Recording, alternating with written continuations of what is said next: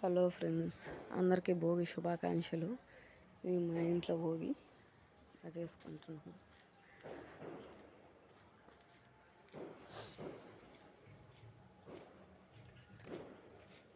మా బాబు పిల్లలు ఇద్దరు, మా ఆయన చూడండి, ఇంకా తెల్లవారలేదు. తెల్లారుజామునే లేచి కూర్చున్నారు భోగిమంట ఎదురుగా.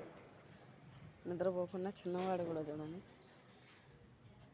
రుద్రయ్య, నాన్న ఏం చేస్తున్నావా?